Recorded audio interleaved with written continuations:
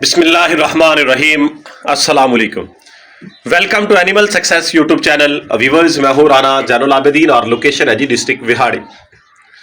आज हम जो है वो कमेंट सेक्शन के सवालात के ऊपर वीडियो बनाएंगे। सुबह का टाइम है जी, 7 बज चुके हैं और सूरज जो है आबोताब के साथ जो है वो उभर रहा है, निकल रहा है ये सामने जो। तो बड़ा खूबसूरत मंजर है। वैसे ठंडक है, सर्दी जो है वो दिन ब दिन बढ़ती जा रही है, लेकिन धूप जो है वो क्लियर कट निकलती है, यानी धूप अच्छी लग रही है। आते हैं जी वीडियो की तरफ। सवालात का आगाज करते हैं। सबसे पहले जो है बदर भाई के नाम से आईडी है, उन्होंने पूछा है कि मेरे पास एक बकरा है 5-6 महीने का, लेकिन वो छोटा है, लाइव वेट उसका 20 kg होगा। तो मैं उसको डिवर्मर जो है यानी पेट के कीड़ों की मेडिसिन जो है वो कितनी दूं?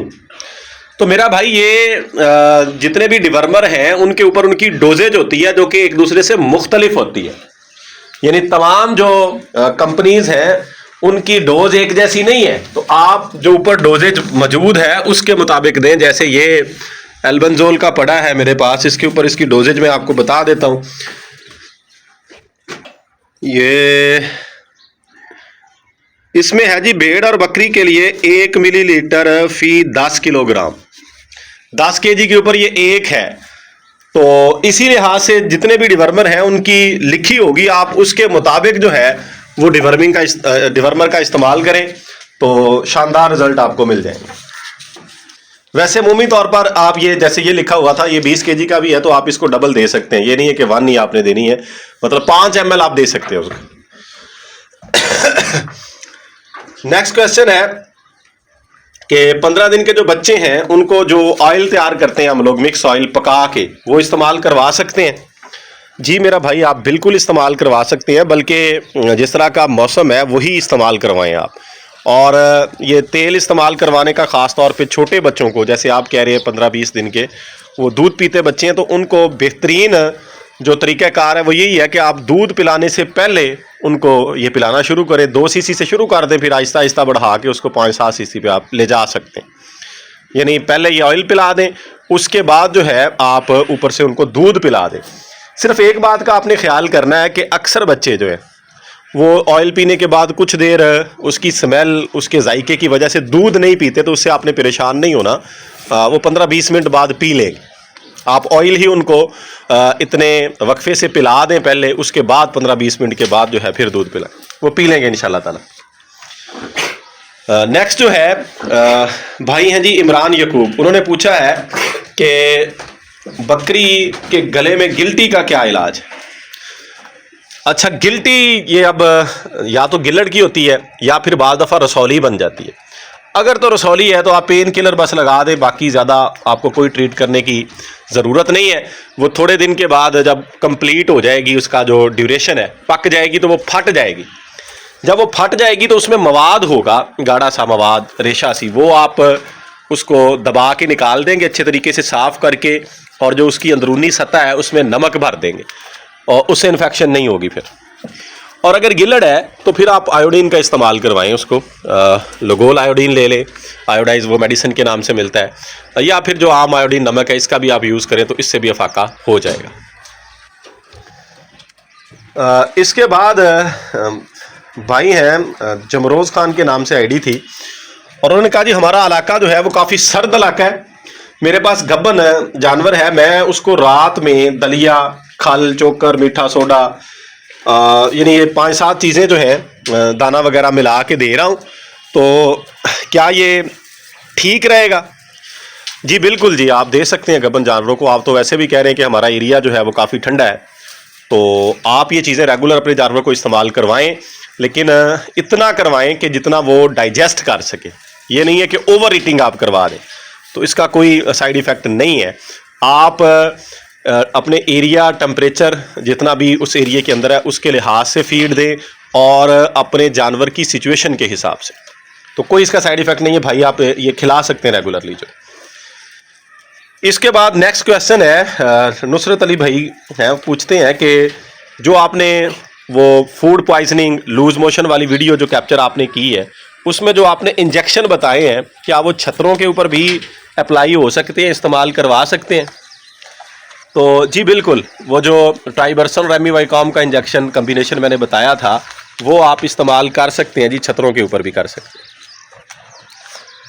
یہ لیجیے دیکھیں صبح صبح کیا خوبصورت پرندہ آ کے بیٹھا ہے جی۔ تو یہاں پہ اکثر پرندے آتے رہتے ہیں، خاص طور پہ چڑیا وغیرہ جو ہے، کیونکہ دانہ پانی یہاں پہ ملتا ہے ان کو، تو یہ بھی جانوروں کی برکت ہے، خاص طور پہ بکری کی۔ تو یہ اللہ تعالیٰ کی مخلوق جو ہے وہ یہاں پہ آتی رہتی ہے۔ یہ چلی گئی، ادھر چڑیا وغیرہ بھی آ کے بیٹھی ہوئی، یہ دیکھیں، یہ لے۔ چلے ہم آتے ہیں جی واپس اپنی ویڈیو کی طرف۔ اس کے بعد ایک بھائی نے پوچھا ہے کہ گبن بکری کو روٹیاں کھلا سکتے ہیں؟ جی تازہ روٹی، یعنی آج کی پکی ہوئی شام کو یا 1-2 دن کی جو ہے، یعنی جس کو فنگس وغیرہ نہ ہو، زیادہ بالکل خشک نہ ہوئی ہو، تو وہ آپ کھلائیں، کوئی ایشو نہیں ہے۔ لیکن جو باسی روٹیاں ہیں مہینوں کی، ہفتوں کی، ان سے اجتناب کریں تو بہتر ہے، وہ نہ ہی کھلائیں آپ۔ تازہ روٹی پہ تو آپ گھی وغیرہ لگا کے بھی گبن جانوروں کو، عام بکروں وغیرہ کو استعمال کروا سکتے ہیں، وہ اچھی چیز ہے۔ نیکسٹ کویسچن ہے، بھائی نے پوچھا ہے کہ چوکر اور دلیا کے ساتھ اگر گندم کی توڑی کا استعمال ہم کریں تو کیا یہ ٹھیک ہے؟